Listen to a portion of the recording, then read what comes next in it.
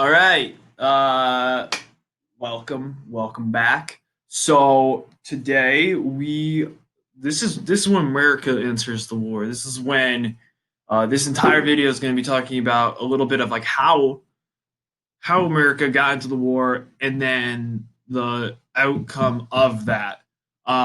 So again, before we get into it, let's let me just make sure y'all understand a couple things that I want y'all with everything that's kind of going on in the world right now. I want y'all to understand if you need anything, please reach out to me.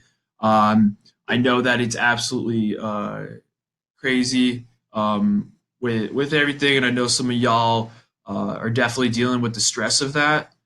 I know that it's different for everyone, so please, I want you to know that I'm here for you. I want you to understand that if you do need anything, there are so many resources for you. Uh, Please email me, email counselor, talk to someone. Okay. I just really hope you understand that I am here for you. I care about each and every single one of you. I really do. The whole reason that I am a teacher is because I wanted to make a difference, and I wanted to be able to put an influence on your life, a positive influence, um, the same way some teachers put a positive influence on my life. I want you to understand that you are cared about. I want you to understand that there are so many people out there that want what's best for you. So please, if you are having a tough time right now because of the whether that be the quarantine, COVID, the protests, the situation between the protesters and law enforcement. If anything like that is stressing you out, if anything is causing you to really struggle, and especially if that struggle has to do with keeping up in my class, please reach out to me. Okay, I really care about every one of you. I really do. I don't think you understand how, maybe you do, but I really do. I love y'all. I really do. This is what makes me happy every single day. I love what I do. So please, and I know I sound like a broken record, and I know that y'all like just get to the video, but I really want you to understand to reach out to me if you need. Okay? So I will go to the video about America entering the war. So let's do this. So the nations involved in this committed to the strategy of total war, and what total war is, it basically means hold no bars. It basically means you just gotta basically use everything in your arsenal to um, get the win. Essentially, that means raising taxes, borrowing money. So war bonds being start to become a big thing. Basically, the government's like, "Hey, we need money to fight the war. Loan us, citizens of said country, loan us some money, and we'll pay it back with some interest." So that's what they do. They start rationing food. So let me tell you a story about so that y'all always ask me where I'm from. You're like, well, you say things a little weird, you speak German, you're learning Welsh, you're doing all these things. Like, why? Like, what are you? And so I always like to give y'all a hard time because I'm not going to tell you, but actually, I will tell you a little bit right now. And it's a story that's been passed down in my family because I have one of my grandmothers, great great grandmothers, great grandmothers, no great grandmothers. She's from Aachen, Germany, and butter was so rationed there that they would have to try to smuggle butter across, basically across certain checkpoints. And how they would try to do it is they would put it. She would be wearing a hat. So my great grandmother would like wear a hat, right, and try to smuggle the butter up here. the soldiers knew this, and and in World War, and this is during World War One. So they're from Germany. So there you go. And she would have to wait because they knew they were smuggling butter, and during a hot day, the butter would melt. So uh, that's just like a random anecdotal story that's been passed down from me, but it is crystal clear in the mind of my grandmother still. And that's been passed down from her mom that went through that when she was a kid. But again, rationing just for a stick of butter. So think about that for a second when you go into your fridge and the butter's just there. Everything is easy and accessible. You don't have to think about it. Though I guess in a weird way you do have to think about it. Now that I think about it, you do have to think about it because toilet paper was rationed in a weird way. Like it wasn't rationed, but you couldn't get it during the beginning of COVID, right? It's like everyone was getting it. So in a weird way, y'all had to deal with it. And again, what else governments need to do? They had to set up supply chains, right? They had to ask private companies to manufacture things for the war, a lot like private companies are manufacturing PPE, right? Those masks that everyone's wearing now. You have, wow, it's, I think about it, holy moly, this is like a great parallel. I mean, it sucks that we have that this parallel is so relevant right now, but think about that is private companies are doing things to support the overall economy or the overall populace in that way. They have to do military conscription or a draft. So that's something I hope y'all never have to go through, and it's something I never had to. But I have family members that were drafted for like Vietnam and Korea, and then there was setting up like caps for pricing. So you can't charge more than a certain thing for a specific good. So these are ways that governments responded to this for a total war effort. And then obviously the propaganda war. Again, I want to like reiterate that the activity I had you do, but if you look at this, it's really a way for the government to build up more nationalism, build up more. Our country is doing what's right. So what has the enemy done that's atrocious, that's awful, that's evil? We need to stop that. Or on the other side is, hey, look at what everyone saw here. Look at all of them fighting. Don't you want to enlist and fight for your country just like every other soldier? So it's definitely propaganda is definitely playing a huge role. Um, Again, when you watch, and it happens a lot like for sporting events, I love sports. You all know that. I mean, soccer and tennis being my favorite ones, but like I watch basketball and football and all that, and you'll see the Navy has propaganda out, right? Join the Army and the Marines. You see it all the time, and that's propaganda, right? That's getting people to enlist for the country. So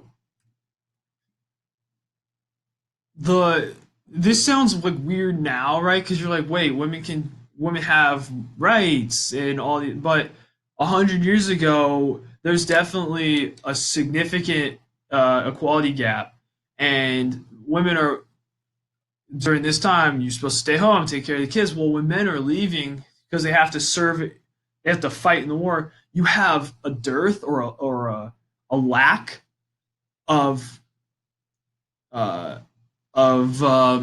workers. So how are you going to fill that? Well, women have to. Women they can't be discriminatory. They have to be like, no, a man has to do his job. They have to take who's available, and as a result, women are coming in and they're doing manufacturing jobs. They're becoming nurses, farming. They're in the armed forces over there, not fighting, but they're in the armed forces in terms of like in the reserve line to help with logistics and whatnot. Um, the work here, and this is where you see this helps that really helps women get the right to vote. So the World War One is awful in terms of how much life is lost and how destructive it was, but there are some positives that definitely come out of it. One of which being the right to vote for women is, especially in America, as we look at it, the amendment. And oh my God, what amendment is that?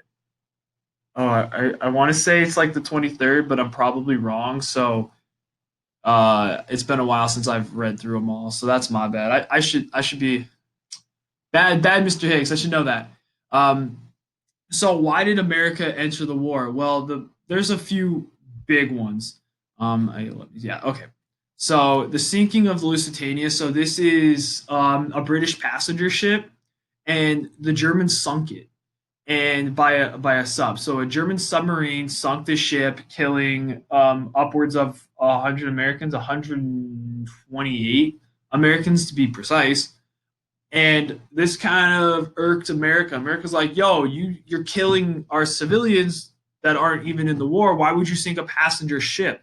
Well, if you're looking at so you're looking at from that perspective, like, wow, that was totally unmerited. Why did Germany do that? Well, on the German side, they were using passenger ships to help supply Britain with goods to help fight the war. So a German perspective is going, well, yeah, you're using these ships and putting goods for the war effort. Like it's a total war thing, y'all. Like we got it. We have to sink it because otherwise that's going to support the troops on the front line. We're trying to stop it before it even gets there. So this one's significant. It helps, but it's not the only thing. Unrestricted German submarine attacks. Germans are saying like we're not going to give you warning for us sinking ship, which again kind of makes sense. Like, hey, y'all, we're gonna sink that ship over there. We just want to let you know. Do you think that's gonna be more difficult for Germans to sink it then, or for the allies or to defend it? Well, of course. So this is one of the decisions, but the big one, in my opinion, I think this is the big one. So the Zimmerman note's really interesting. So at this point, they're trying to provoke Mexico to start a war with the U.S. And you're going, why? That makes no sense. Well, this is important because at this point, I wouldn't say that Mexican U.S. relations is at an all-time high. I wouldn't say it's at an all-time low, but definitely Mexico feels a little bit slighted that they lost so much land to the U.S. Earlier in not in 1917, but earlier. So they lost what is like modern day Arizona, New Mexico. They during the Mexican American War, right? So when that happened, they're still feeling a little slighted, a little bit cheated in a way. So Germany has an idea going, if we get Mexico to fight a war with America, maybe, just maybe, it will force America to not supply the Allies. It'll force America to not to get into the war because they'll fight their own war. So it's a pretty interesting idea. Unfortunately, for Germans, it gets into the hands of Americans. Americans find out about it, and that really swings opinion. So it really forces America, like in a way, it forces America into the war. But really interesting. So go. All right. So I'll just put them all up there. 100,000 troops, smaller than 16 other countries. So we had the 17th largest military prior to getting into the war. Think about that now. America easily has the largest easily has the largest military now and spends significantly more than any other country on the military. And a lot of it has to do with World War One and getting involved with it, and then of course like World War Two being another thing that really prompts America to create a large Navy, Army, Marine, Air Force. Okay, so this is significant. Congress institutes a draft to get more people involved, which plays a big role in World War II, in Vietnam, in Korea, all those wars. Draft is important. Um, so I think I told y'all last week that this is interesting to me. So like why did Russia exit? And it's kind of interesting because Tsar Nicholas was kind of already on the outs. Like he already got overthrown. They had um, there's like a term for it, but they already had like this like kind of in between government setup. And what happened was, and this is another way the Germans, I think the Germans were really smart in this.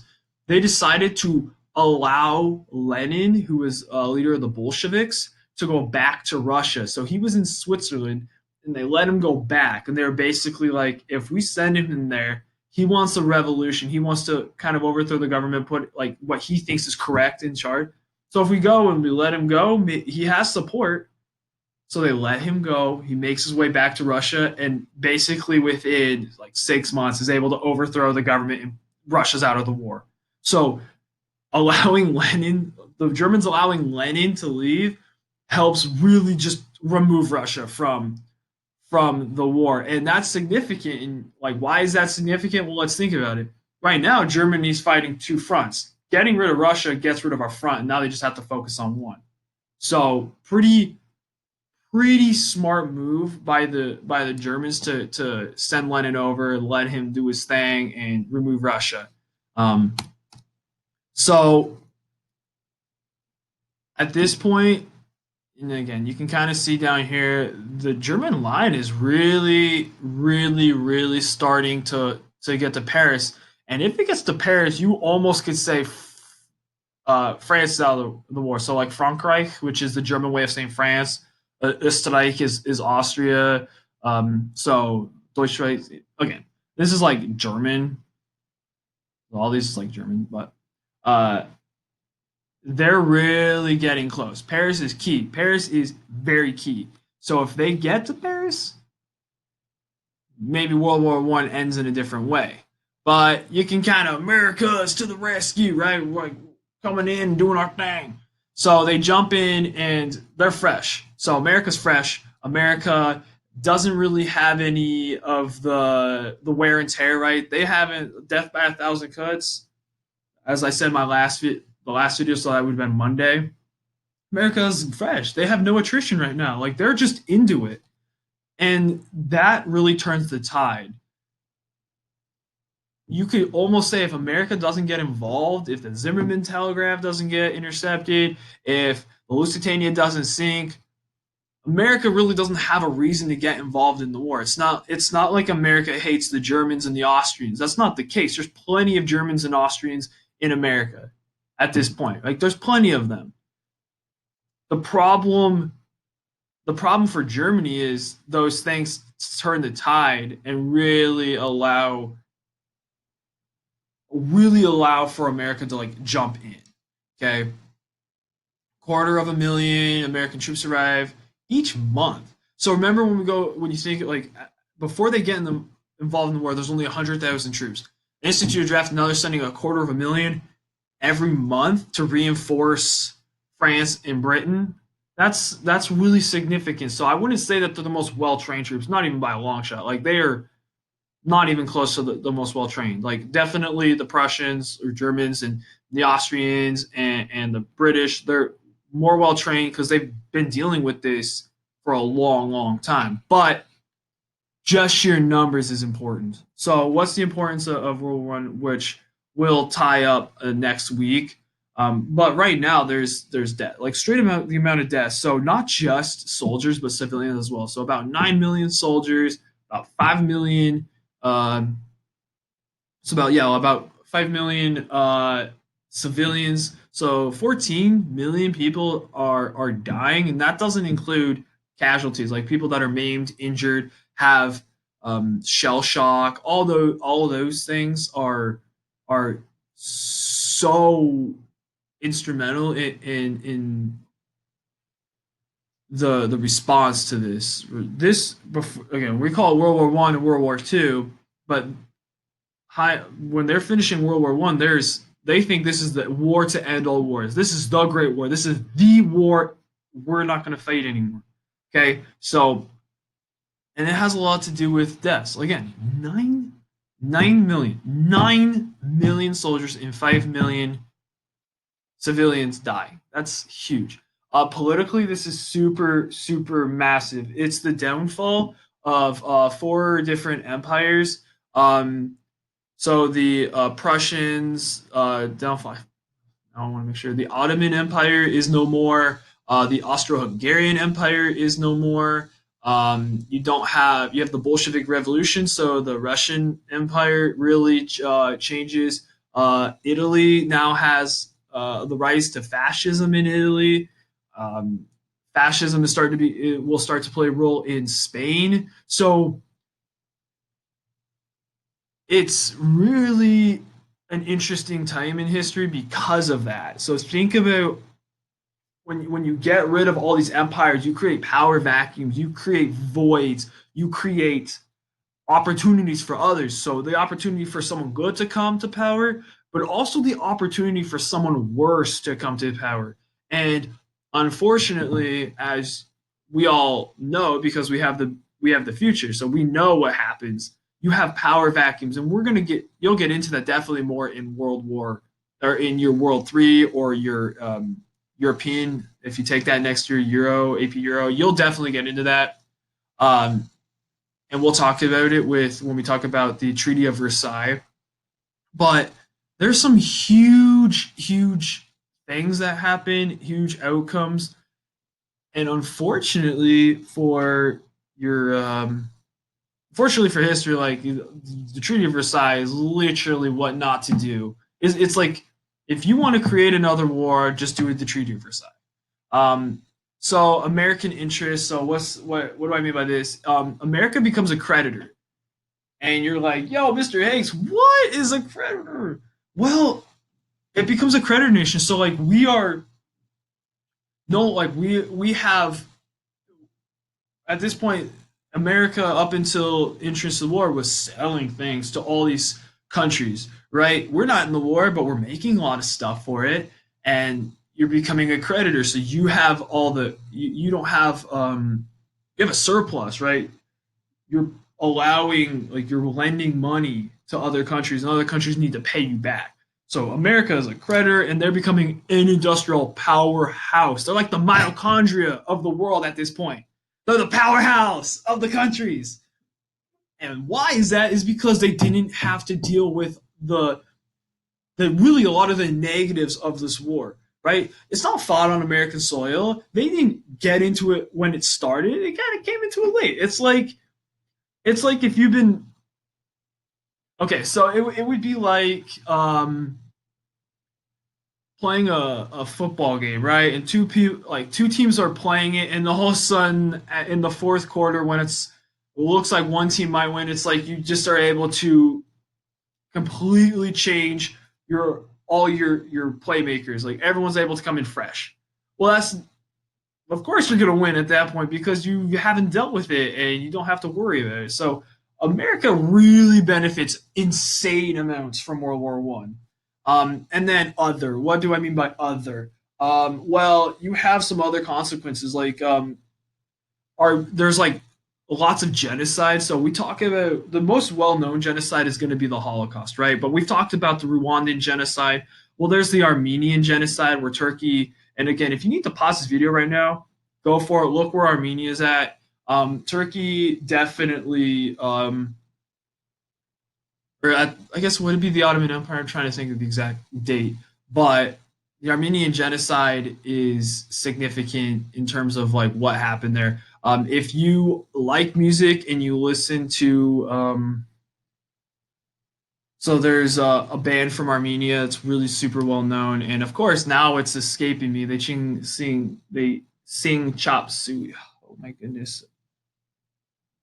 Oh, I cannot remember it. Wow, Mr. Hakes. Yo, I'm so embarrassed. This is like System of a Down. Oh my goodness. System of a Down is all about it's all Armenian descent, like people that are from Armenia or have Armenian ancestry, and they sing actually about this. So if you are interested in that, like I think they're a great band. Anyway, some other is the Spanish. Well, it's called the Spanish flu, but it wasn't really like Spanish only. But influenza killed like 25 million people. So again, y'all unfortunately see how a mass pandemic can affect the economy. Well, the influenza was impacting everywhere at the same time. So you had a pandemic and a world war at the same time. So there's some other big consequences that happened from World War One that aren't exactly connected to it, but in a way influence it or are influenced by it. So I think that's it. Yep, that's it. If you do have any questions, any comments, any concerns, please let me know. And I don't just mean about the video, I just mean in general. Again, not to veer too far from this, but I do want you to know that I want, if you need anything, I want to be able to help you. I care about all you. I really do. So please let me know if there's anything I can do. If you do have any questions, comments, concerns, you need resources, you need really anything, just let me know. Okay. So with that, Mr. Hakes is out.